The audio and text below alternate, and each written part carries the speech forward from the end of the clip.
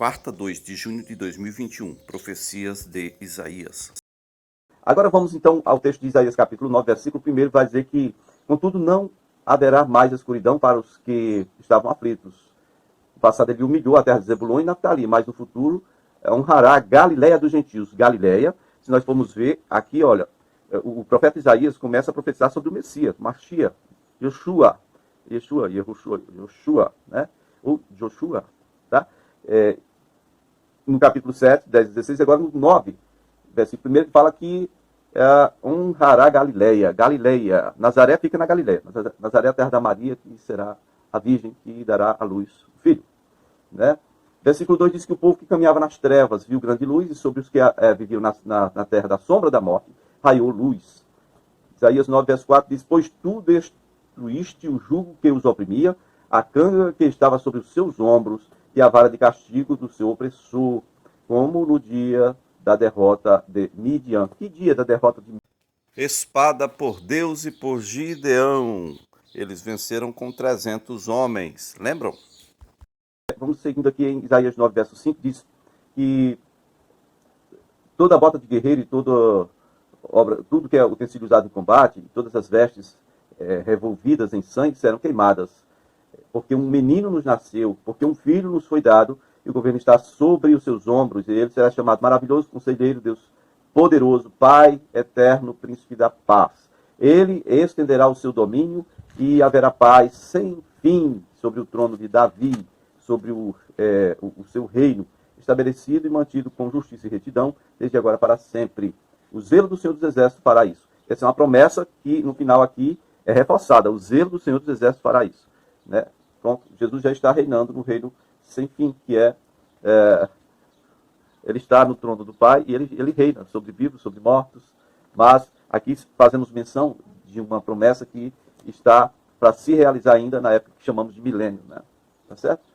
Bom, Isaías capítulo 7, vamos falar da profecia aqui, da invasão de Judá pela Síria. Primeiro foi dito do exílio de Israel, agora de Judá. Isaías 7, verso 17, diz: o Senhor trará o rei da Síria sobre você e sobre o seu povo e sobre a descendência de seu pai. Serão dias como nunca houve desde que Efraim se separou de Judá. Efraim se separou de Judá, é o reino do norte que se separou do reino do sul. Efraim é filho de José, Efraim e Manassés. Então, na divisão dos dois reinos, ficam essas duas pessoas representadas. Reino do norte, Efraim, que é filho de José. Vamos dizer assim, José, reino do norte. Judá, reino do sul. Ok? No versículo 20, vai dizer que naquele dia o Senhor utilizará uma navalha alugada da além do Eufrates, o rei da Síria, né, no caso, para rapar sua cabeça e os pelos de suas pernas e de sua barba. Naquele dia o homem que tiver uma vaca e 2 cabras terá coalhada para comer, graças à fartura de leite que elas darão. Todos os que ficarem na terra comerão coalhada e mel. Coalhada e mel. Terra que manda leite e mel. Mais uma vez. Naquele dia, todo lugar onde havia 1000 videiras no valor de 12 quilos de prata será deixado para as roseiras bravas e os espinheiros. Os homens estarão ali com arcos e flechas, entrarão ali com arcos e flechas. E todo o país será coberto de roseiras bravas e espinheiros. As colinas que antes eram lavradas com enxadas, você não irá mais lá, porque você terá medo das roseiras bravas e dos espinheiros. Nesses lugares, os bois ficarão à solta e as ovelhas correrão livremente. Isaías capítulo 8, no versículo 5, diz que o Senhor tornou a falar-me. Isaías 8, 5, vai dizer isso. Né? O verso 6. Já que este povo rejeitou as águas de Siloé, que fluem mansamente, e já que alegrou-se com Rezim e com os filhos de Remalias, rei da Síria, o Senhor está trazendo contra eles as poderosas e devastadoras águas do Eufrates. Né? O Eufrates é referência aí à Síria, Turquia, Iraque, essa região aí da Mesopotâmia. O rei da Síria, com todo o seu poderio, virão e transbordarão. Essas águas inundarão Judá, né? Cobrindo até o pescoço, e elas se espalharão por tua terra, ó Emanuel. Verso 9 diz: continuem a fazer o mal, ó nações, e vocês serão destruídas. Escutem, terras distantes, ainda que vocês se preparem para o combate, serão destruídas. Sim, mesmo que vocês se preparem para o combate, vocês serão destruídas. Mesmo que vocês criem estratégias, elas serão frustradas. Mesmo que façam planos, não terão sucesso. Verso 12. diz, não chamem conspiração a tudo que esse povo chama conspiração. Nem temam aquilo que eles temem, nem se apavorem. O Senhor dos Exércitos é que vocês devem considerar santo, a Ele é que vocês devem temer, dele é que vocês devem ter pavor. Para os dois reinos, ou seja, Israel e Judá, né? Ele será um santuário, o Senhor será um santuário. Para os dois reinos, será um santuário. Mas também será uma pedra de tropeço, uma rocha que faz cair. E para os habitantes de Jerusalém, ele será uma armadilha e um laço. Olha só. Está vendo aí? Também, e para os... versículo 16. Guarde o mandamento com cuidado e cele a lei entre os seus discípulos. É a primeira vez que aparece aqui essa expressão discípulo. Cele a lei entre os seus discípulos. Esperarei pelo Senhor, que está escondendo o seu rosto da descendência de Jacó. Nele porei a minha esperança. Olha aí, que beleza. Versículo 19 vai dizer assim, quando disserem a vocês, procurem um médium, mais uma vez, coisa nova aparecendo aqui nas narrativas, um médium. Quando disserem para vocês, procurem um médium, ou alguém que consulte espíritos, demônios. Alguém que murmure encantamentos. Sim, porque todos recorrem a esses demônios, né? Esses recorrem aos mortos em favor dos vivos. Então, quando disserem isso, vocês, verso 20, vocês respondam, a lei e os mandamentos, se eles não falarem conforme esta palavra, vocês jamais verão luz. Aflitos e famintos vaguearão pela terra. Quando estiverem famintos, ficarão irados e olhando para cima, amaldiçoarão o seu rei e o seu Deus. Depois olharão para a terra e só verão aflição, trevas e terrível escuridão e serão atirados em trevas densas. Bom, meus queridos, aqui faz menção da invocação de espíritos. É bem interessante, que faz menção do seguinte, quando disserem para vocês, procurem isso, aí vem a recomendação seguinte, para a pessoa que foi, né, procurada, ela deve dizer que, ela deve buscar a resposta na lei e nos profetas. A lei e os profetas aqui está falando do Velho Testamento, está falando da Bíblia, como no caso que Jesus depois vai contar a história do Lázaro, né, Lázaro que morreu e tal. Lá um homem rico vem e diz assim, olha, eu tenho 5 irmãos, tal, eu tenho que voltar lá para avisar. Aí Jesus fala, lá eles têm a lei e os profetas. Se não ouvirem Moisés e os profetas, não vão ouvir você, ainda que você volte o retorno dos mortos. Bom, queridos, Isaías 9 ainda vai continuar no versículo 8, dizendo que o Senhor enviou uma mensagem contra Jacó e ela atingiu Israel. Todo o povo ficará sabendo, tanto Efraim como os habitantes de Samaria, que dizem com orgulho e arrogância de coração, os tijolos caíram, mas nós reconstruiremos com pedras lavradas. As figueiras bravas foram derrubadas, mas nós as substituiremos por cedros. Então o Senhor incitou contra eles os seus inimigos, os arameus do leste, os filisteus do oeste. Damasco e faixa de Gaza. E aí devoraram Israel, escancarando a sua boca. Apesar disso tudo, a ira divina, a ira do Senhor não se desviou, mas a sua mão continuou erguida. E o povo não voltou para aquele que o feriu, nem buscou o Senhor dos Exércitos. Então, por esta razão, o Senhor corta de Israel tanto a cabeça quanto a cauda, tanto a palma quanto o junco, num único dia. As autoridades e os homens de destaque são a cabeça, os profetas que ensinam mentiras são a cauda. Aqueles que guiam este povo os desorientam, desinformam, desorientam.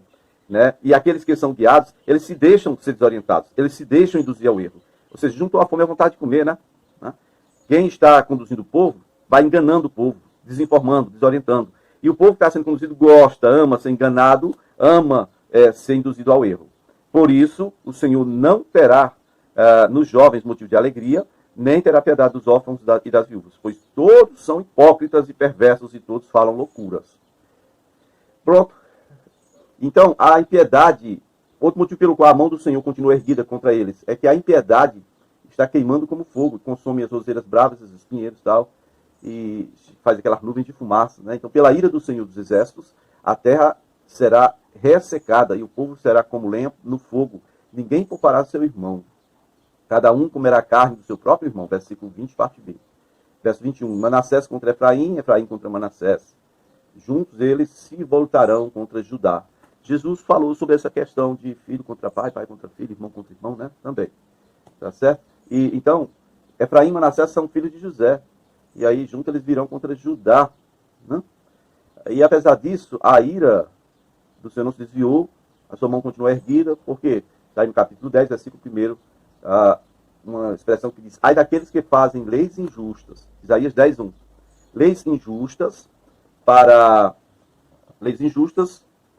que escrevem decretos opressores para privar os pobres dos seus direitos e da justiça, os oprimidos do meu povo. Então, de novo, versículo 2. Ai daqueles que fazem leis injustas. Aqui no Brasil, quem faz leis é o legislativo. Versículo 1 de Isaías 10.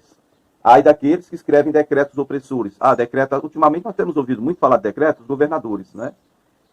Que decretos? Decretos injustos, decretos para privar os pobres dos seus direitos e da justiça, privar o oprimido, os oprimidos do meu povo. Ai de vocês. Versículo 3. Que farão vocês no dia do castigo, quando a destruição vier de um lugar distante? Atrás de quem vocês correrão em busca de ajuda? Verso 4. Nada poderão fazer a não ser encolher-se entre os prisioneiros ou cair entre os mortos. A mão do Senhor continua erguida contra o povo dele, o povo da aliança dele. Por quê? Porque o povo continua a pecar e a pecar. Se você observar, segundo Crônicas agora, capítulo 28, vai falar de uma intercessão de Obed, né? E alguns prisioneiros libertados. Vamos lá. Tá certo, meu povo? Isso está em 2 Crônicas 28, no versículo 9 diz: um profeta do Senhor chamado Obed estava em Samaria, reino do norte agora. E ele saiu ao encontro do exército. E ele lhes disse: estando irado contra Judá, o Senhor, o Deus dos seus antepassados, entregou-o nas mãos de vocês. Mas a fúria com que vocês os mataram chegou até os céus. E agora, ainda pretendem escravizar os homens e mulheres de Judá e de Jerusalém. Vocês também não são culpados de pecados contra o Senhor, seu Deus? Agora ouçam-me. Mandem de volta seus irmãos que vocês fizeram prisioneiros, pois o fogo da ira do Senhor está sobre vocês. Então Azarias, filho de Joanã, Berequias, filho de Mesilemote, Geisquias, filho de Salum, e Amasa, filho de Hadlai. Eles eram alguns dos chefes, né, de Efraim, chefes do Reino do Norte. Questionaram os que estavam chegando da guerra, eles questionaram dizendo o seguinte: não tragam os prisioneiros para cá. Caso contrário, seremos culpados diante do Senhor. Vocês querem aumentar ainda mais o nosso pecado e a nossa culpa? A nossa culpa já é grande e o fogo da sua ira já está sobre Israel. Então os soldados libertaram os prisioneiros de Judá, no caso, e colocaram os despojos na presença dos líderes e de toda a Assembleia. Aqueles homens, citados nominalmente, apanharam os prisioneiros e com as roupas, né, e as sandálias dos despojos, vestiram todos os que estavam nus. Deram-lhe comida, bebida e bálsamo medicinal. Puseram sob jumentos todos aqueles que estavam fracos, assim os levaram de volta a seus patrícios residentes em Jericó, cidade das palmeiras, e voltaram para Samaria. Ou seja, eles não foram para Jerusalém, foram para Jericó. É melhor descer do que subir, né, negado? Jericó está a 1.050 metros mais baixo do que Jerusalém. Tá bom? 400 metros abaixo do Mediterrâneo. Jerusalém está quase 700 metros acima do mar Mediterrâneo. A 26 quilômetros. Não? Bom, meus queridos, aí está uma grande profecia, uma grande realização. A paz do Senhor, até o próximo vídeo. Veja amanhã o terceiro e último vídeo dessa semana. Divulgue essa obra em nome de Jesus.